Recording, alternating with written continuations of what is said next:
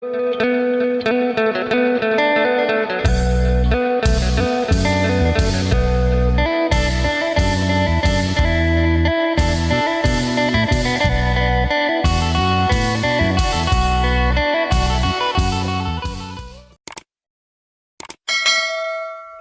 สบายดีและสวัสดีพ่อแม่พี่น้อง FC กันมืดสุขูสุคนบ่ว่าทางฝั่งลาวทางฝั่งไทยหรือต่างประเทศยินดีต้อนรับเข้าสู่ช่องบ่าวจะมั่มอีกแล้วตอนนี้เกี่ยวข้าวคือเก่าตัดหญ้าคือเก่าบ่แม่นตัดข้าวเอาจากตัดหน้าตัดข้าวครั้งแรกมื้อที่2มื้อวานนี้ครั้งแรกมื้อนี้ก็มาเบิ่งนำกันเนาะบ่าวจะมั่มเฮ็ดถูกหรือเฮ็ดผิดพ่อแม่แนะนำเข้ามาเด้อครั้งแรกว่าจะเป็นอะไรสบายดีสาวหลานใหญ่โดยสบายดี เพิ่นก็มาให้กำลังใจมาเกี่ยวข้าวคือเก่าพ่อแม่พี่น้องเอ้ยกินข้าวหากันแล้วน้ำบ่าวเพิ่นเฮ็ดอยู่เฮ็ดกินให้กินสาวหลานใหญ่แกงเฮ็ดปวกได้มื้อเช้านี่ล่ะพากันกินมีหยังก็กินไปพ่อแม่พี่น้องโดยตอนนี้เพิ่นก็จะเริ่มตัดเขาเลยเนาะพี่น้องตัดเขาครั้งแรกของบ่าวจำมั่ม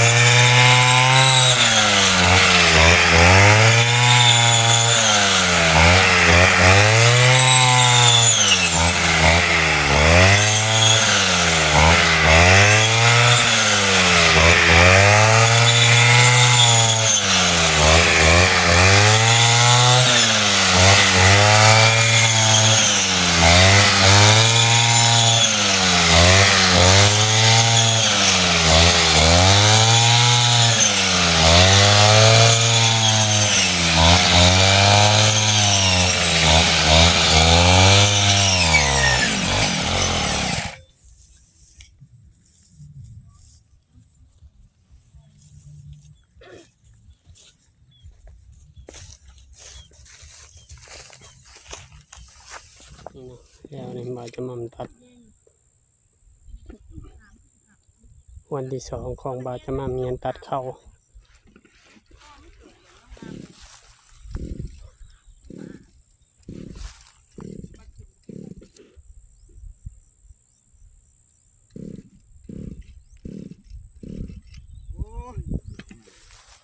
อากาศเย็นดี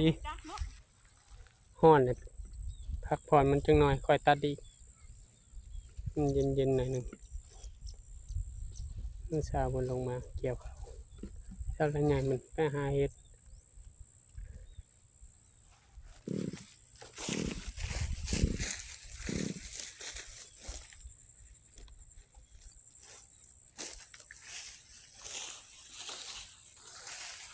มาเด้อบ้านดงนาคำเด้อเกี่ยวเข่าเด้อตัดเข่าเด้อซอยบาจะมั่มเนี่ยเด้อ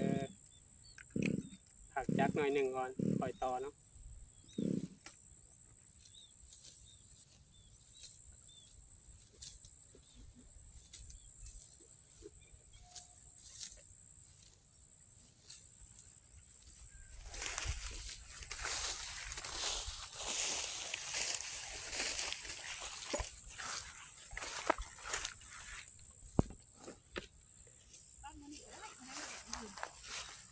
มืออื่นกำมัด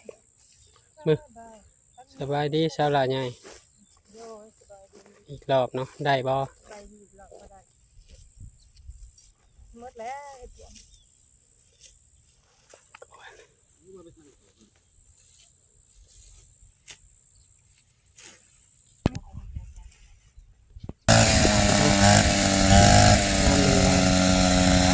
อากาศเย็นดีขนาดบาจะมั่มหรือเมื่อทรงแม่บาจะมั่มถึงเช้าลาใหญ่ก็มาเช้าเกี่ยวหา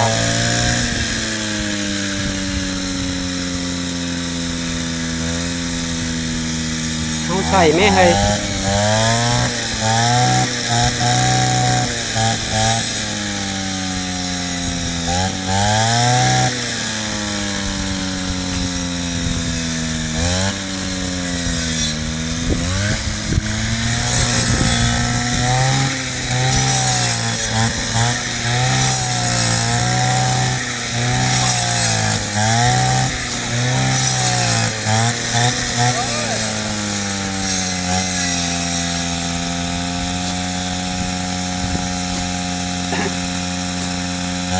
ใส่หมวกได้ไหมหน้าสีดำ ดำกระยามัน ใส่เสื้อเด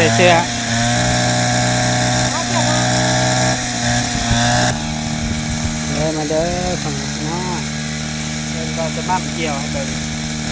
เอาแบบกระชวด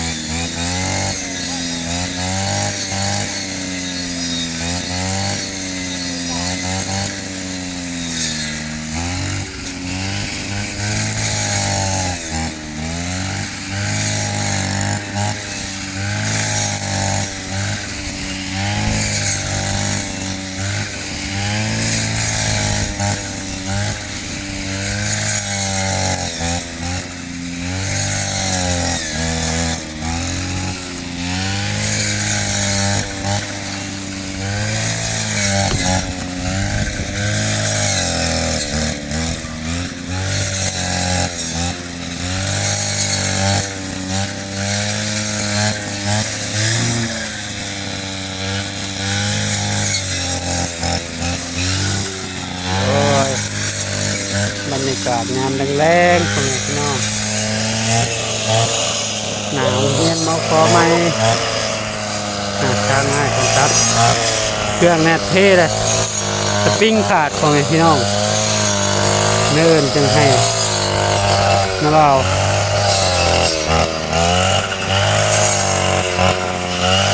ซื้อสปริงมาใหม่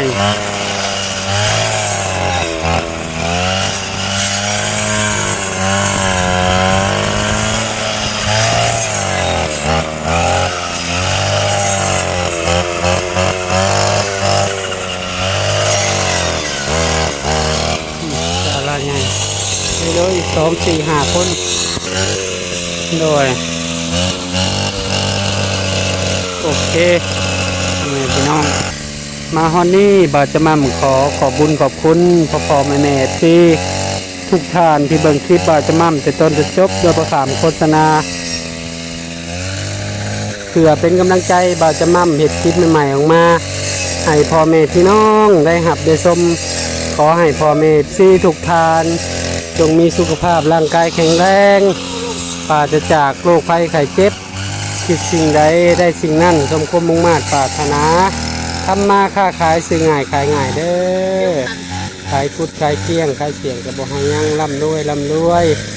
ใส่มาใส่กับพ่อแม่ที่ทุกท่านมีสุขภาพแข็งแรงตลอดปลอดภัย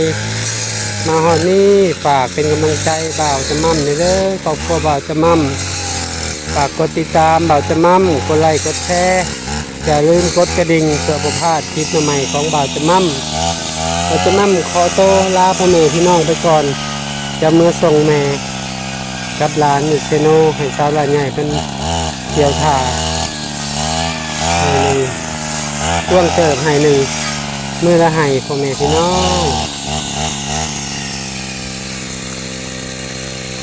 สบายดีเด้อสาวหลานใหญ่สบายดีโชว์นิ้วเมื่อยบ่เมื่อยอยู่สู้ๆวันเอาเด้อเป็นกำลังใจกันเลยกันเนาะ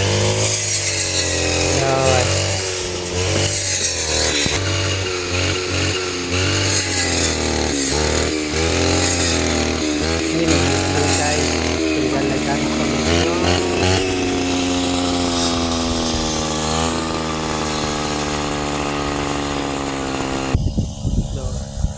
โอเคพ่อแม่พี่น้องเราจะมาปฏิขอตัวลาพ่อแม่พี่น้องเพียงแบบนี้เจอกัน EP